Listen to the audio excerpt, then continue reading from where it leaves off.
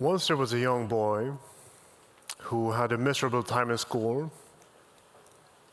He went searching for identity and belonging, a community to fit into. The young boy had a lot of difficulties. He got in trouble with the police.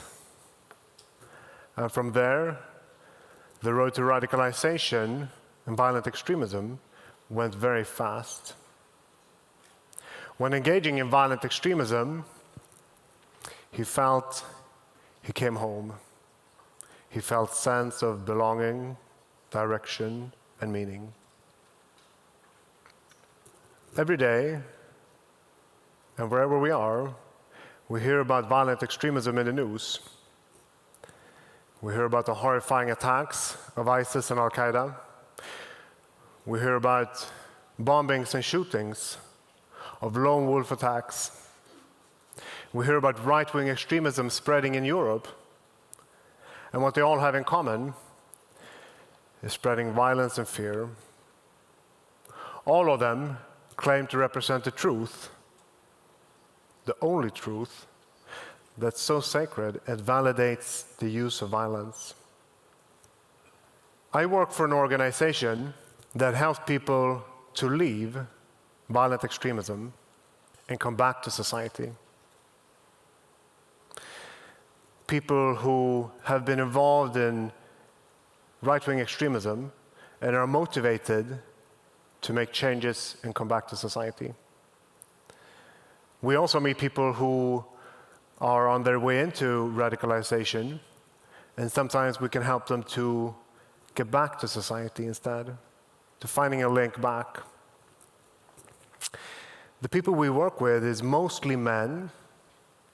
Some of them are women. They're in the ages between 14, 15, and up to 14.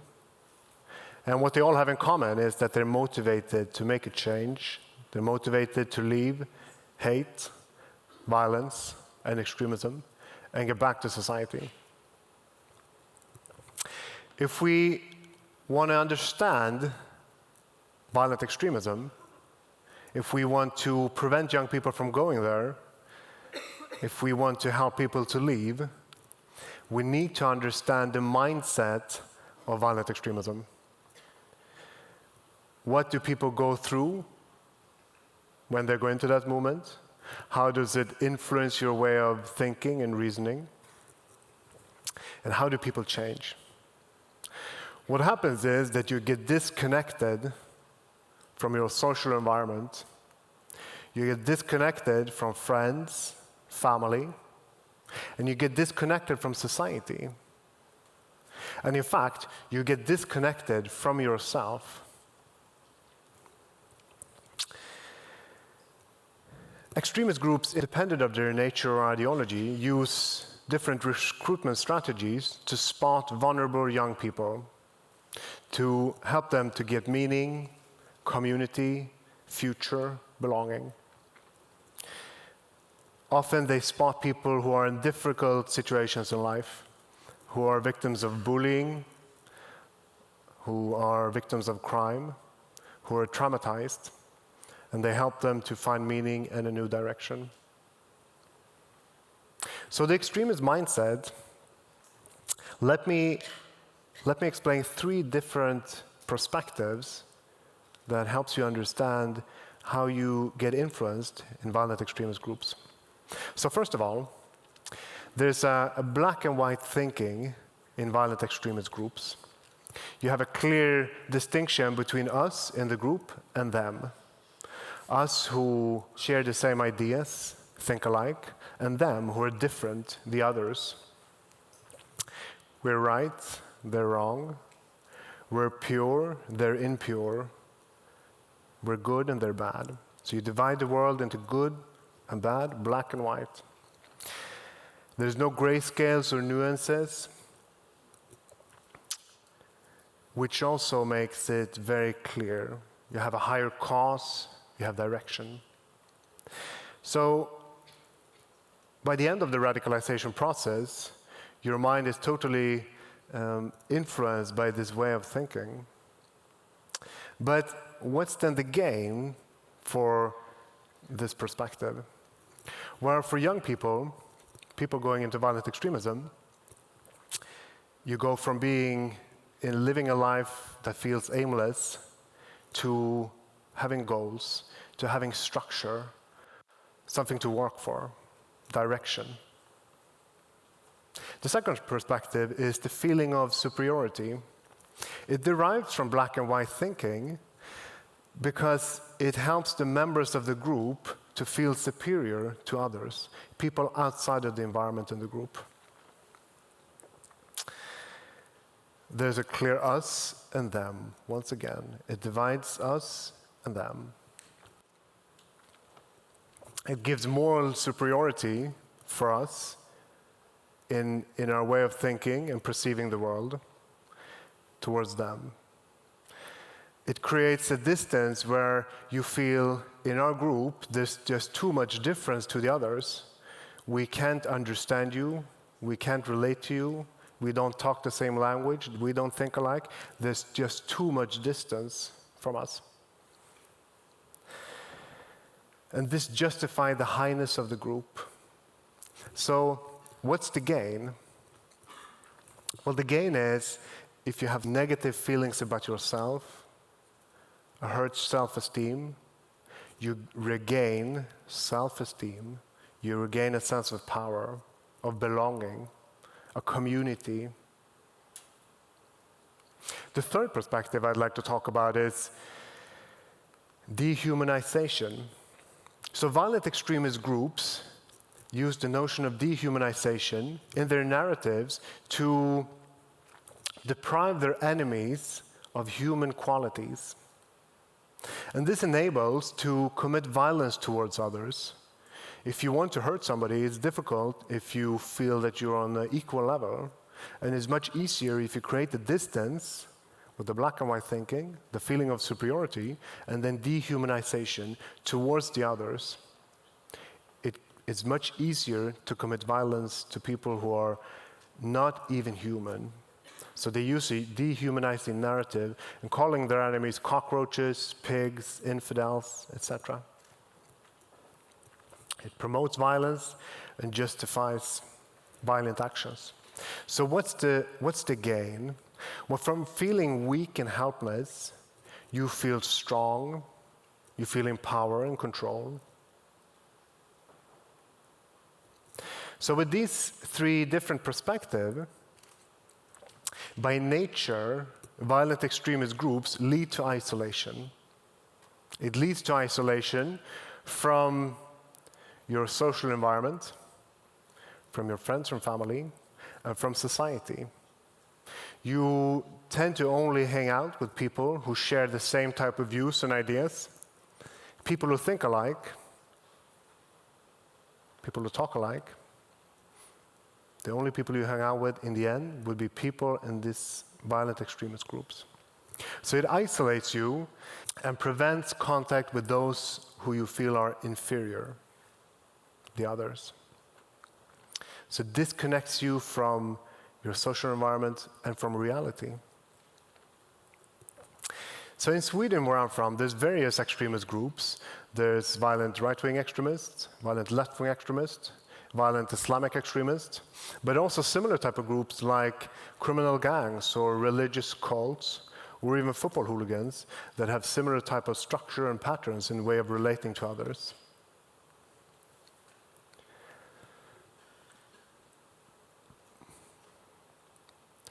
One woman who was arrested for preparing terrorism crime and later on left the right-wing extremist movement explained very precise the process of going into the movement and leaving when she said, when I went into the movement, I was served a package. I got a toolkit of who I was, what type of views did I have, what type of music did I like, what type of style did I have. And when I left, I had to rethink all of these choices. I had to rethink who I was. What type of views did I have? What type of style did I want? What type of music did I like? What type of clothes do I like to wear? And she also stated very clearly that when starting to get distance from her violent extremist friends, it became impossible because of the distance and differences in way of thinking and relating. Another woman who was involved in violent extremism and left stated that when she started over, she had to rebuild her identity and social connections because her old friends didn't want to hang out with her because she left. And when she started getting new friends, she felt they were very judgmental. They couldn't really understand or accept that she had been involved in violent right-wing extremism. So she was left in the middle. So this type of isolation is very usual when you leave violent extremism. Let me share some principles and practices that we work by. When supporting individuals to transfer from violent extremism and back to society, we look on a lot of different needs. We look on social perspectives, psychological perspective, emotional perspectives, financial, it could be legal.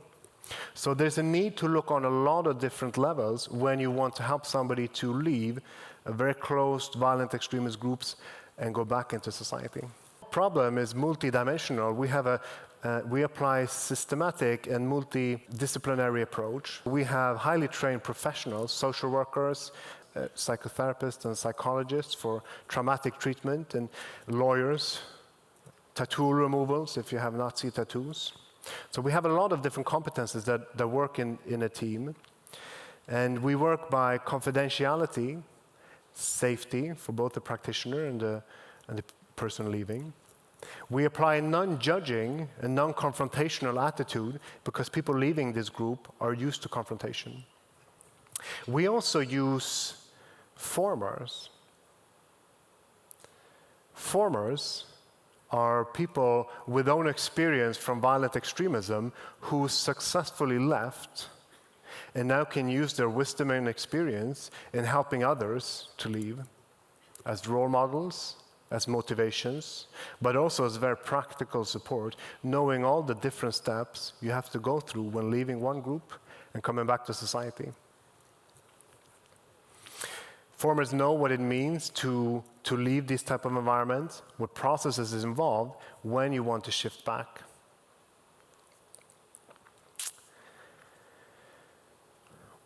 One of the persons that we work with who was involved in violent right-wing extremism and was convicted for a violent crime got in contact with us when he was in custody. We met up with him and started to work with him once a week. We listened to his situation and his problems and tried to help him to structure his experiences. What had he gone through as part of the violent extremism, both as a perpetrator and as a victim? How had the violent extremist movement shaped his way of thinking and relating to others? And we tried to help him to build a new identity and form new ways of thinking and acting, new strategies to deal with different things. We helped him to think about where to live. Was it safe to live where he used to be? We helped him with finding a job. He got a training actually when in prison. We helped him to think about connections with family and positive friends. He had a Nazi tattoo and we helped him to get rid of it with laser. And in the end, he put in a lot of work and did a very good progress in his recovery and made it out from violent right-wing extremism very successfully. There are several organizations like the one I work for, Exit Fryshuset in Sweden, that helps people to leave violent extremism. Many times we're the first one to give hope for people who want to disengage and leave violent extremism. But sometimes we're not the only ones. Many people who left violent extremism talk about the unexpected kindness from others. So people in violent extremist groups are in conflict with everybody else around them. They're in conflict. And they experience unexpected kindness from people that they perceived as their enemies. which helped them to find motivation to rethink what they were doing, to help them to find a new way of thinking about their lives. So the role of unexpected kindness is very powerful, to be met without condemnation and fear, but instead with respect and curiosity. But successful reintegration takes two. It requires individuals engaged in violent extremism to be motivated to leave, to have the courage to take the steps to actually leave, to make actions to leave their community. But it also takes society to be open and willing, motivated, encouraged to let people back in, to be open and help people to get back from violent extremist groups. So the question is, this comes up to all of us, are we ready to let people get back? Do we have the courage to help people with open arms get back from violent extremist groups? Well, this is really a question for all of us. What type of society do we want? Do we want to let people have another chance?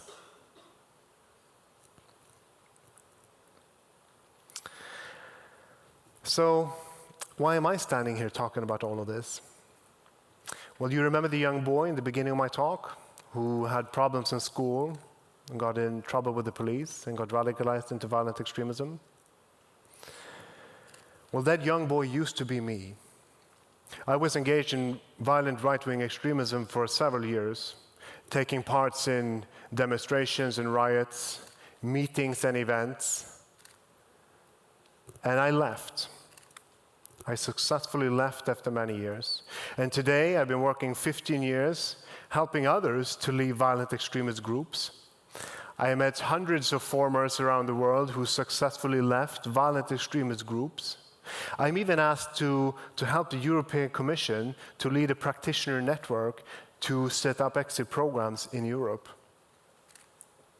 And standing here now, I tell you, it's possible to make a change. It's possible to leave violent extremism behind. Thank you.